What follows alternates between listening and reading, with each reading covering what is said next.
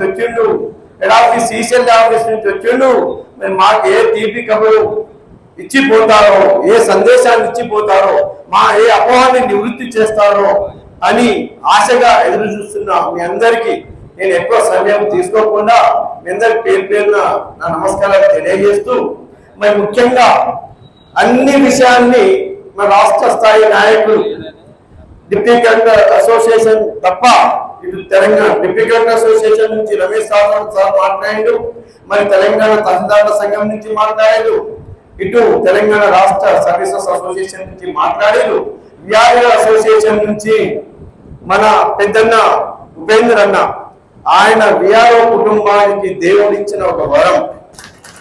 ఆయన మీకోసం మన కోసం మన రెవెన్యూ శాఖకు ఒక పెద్ద శ్రేయోభిలాషి అయితే మీకోసం కాళ్ళకు గజ్జలు కట్టుకుని ఆరోగ్యం కూడా బాగలేకున్నా హైదరాబాద్కి అనేక సార్లు అన్నా మీకు దండం పెడతాను, నచ్చని మా దేవుడు మన తమ్ముళ్ళని బయటపడేయాలని ప్రాధాన్యపడుతూ తన ఆరోగ్యం బాగా లేకున్నా మన కోసం పనిచేస్తున్నా ఆయన చూస్తే నాకు ఎప్పుడు ఒక గొప్ప స్ఫూర్తి కలుగుతుంది. మరి అదే క్రమంలో ఏదైనా మాట్లాడదామంటే మీకు ఉమ్మడి వరంగల్ జిల్లాకు ఇద్దరు శ్రేయోభిలాషులు ఉన్నారు. ఒకరు మన తెలంగాణ తహసీల్దార్ల సంఘం జనరల్ సెక్రటరీ ప్రధాన కార్యదర్శి రమేష్ పాకాన్న అయితే, ఇంకొకరు తెలంగాణ తహసీల్దార్ల సంఘం సెక్రటరీ జనరల్ కుల్ సింగ్ చౌహాన్ అన్న. మరి వారిద్దరూ అనుక్షణం రాష్ట్ర నేతలైన వాళ్ళ మనసు వాళ్ళ ప్రేమ అంతా వరంగల్ వైపు ఖమ్మం వైపు ఎక్కువ చూస్తుంది. మరి ఆ క్రమంలో వాళ్ళు చక్కటి నాయకుడిని ఈ ఖమ్మం ఈ వరంగల్ గడ్డ నుంచి మాకు అందించినందుకు మీకు అందరికీ ధన్యవాదాలు తెలియజేస్తూ, మరి ఇంకే సమస్య ఉన్నా మేము పెద్దలుగా ఉన్నామని వాళ్ళన్ని మీ సమస్యల్ని నోట్ చేసుకొని ప్రత్యేకంగా వరంగల్ ఖమ్మం ఇటు ఉత్తర తెలంగాణ విషయానికి వస్తే వాళ్ళు ప్రత్యేక శ్రద్ధతోని మరి చేపడతారు. ఎల్లవేళలా వాళ్లకు మీరు అండగా ఉండాలి అని కోరుకుంటున్నాను. వాళ్ళందరూ ఇద్దరిని చూస్తుంటే హాలీవుడ్ బాలీవుడ్ సినిమా హీరోలుగా ఉంటారు.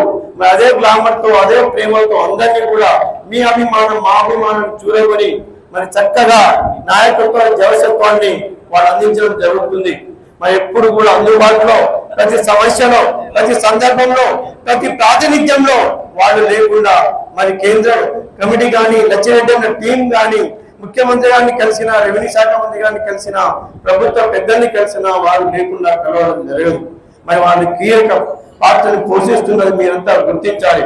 అలానే ఇక్కడ ఉన్న ప్రతి లీడర్ కూడా లచ్చిరెడ్డి టీం ప్రతి సభ్యుడు కూడా చాలా శక్తియుక్తులు కలిగిన నేతలు అధికారులు మరి కార్యవర్గ సభ్యులు వారందరూ కూడా ఎల్లవేళలా మీరు తోడునీడగా మీ ఆశీస్సులు ఉండాలా.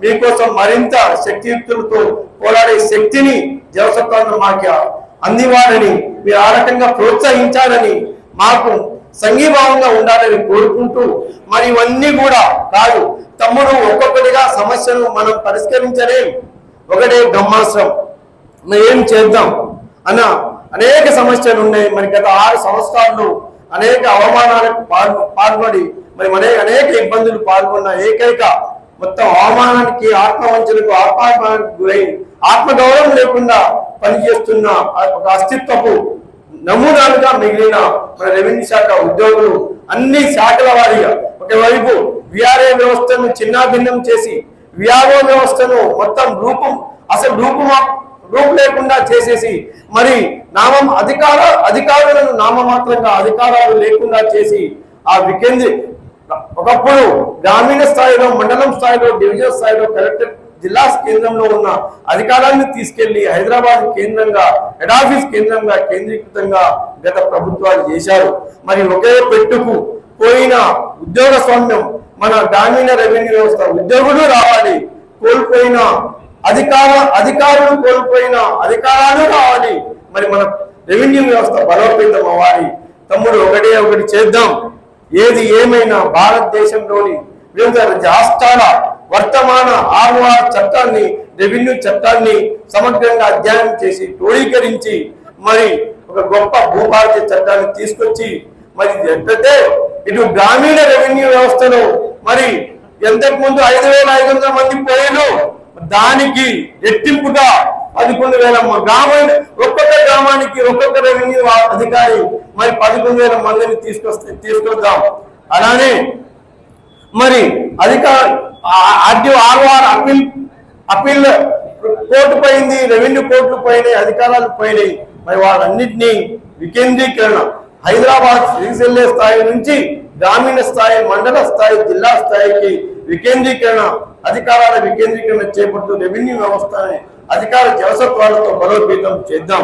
అలానే రెవెన్యూ కోర్టులను పునరుద్ధరించేలా చేద్దాం అని ఇవన్నీ కూడా ఒక్క భూభారతి చట్టంతో, ఒక్క పెట్టుతో ఇవన్నీ కూడా తిరిగి తీసుకొస్తూ మరి పునర్వైభవం రెవెన్యూ శాఖ బలోపేతంపై ఆర్నిశలు కృషి చేస్తున్న మన పెద్దన్న రెవెన్యూ శాఖ ఆత్మ బంధువుకు మన ఎల్లవేళలా తోడుండాలని కోరుకుంటూ నాకు ఈ అవకాశం ఇచ్చిన మిత్రులందరికీ ధన్యవాదాలు తెలియజేస్తూ, ముఖ్యంగా గత వారం రోజుల నుంచి ఈ కార్యక్రమ నిర్వహణలో కష్టపడుతున్న విజయభాస్కర్ అన్న, అటు అల్లం రాజ్ కుమార్ గారు, మరి హైదరాబాద్ నుంచి కోఆర్డినేషన్ చేస్తున్న రమేష్ పాట్ల, పుల్సింగ్ చవాన్, మరి వారికి తోడునీడుగా ఉన్న మిగిలిన మిత్రులందరికీ ధన్యవాదాలు తెలియజేస్తూ నా సందేశాన్ని ముగిస్తున్నాను. Thank you.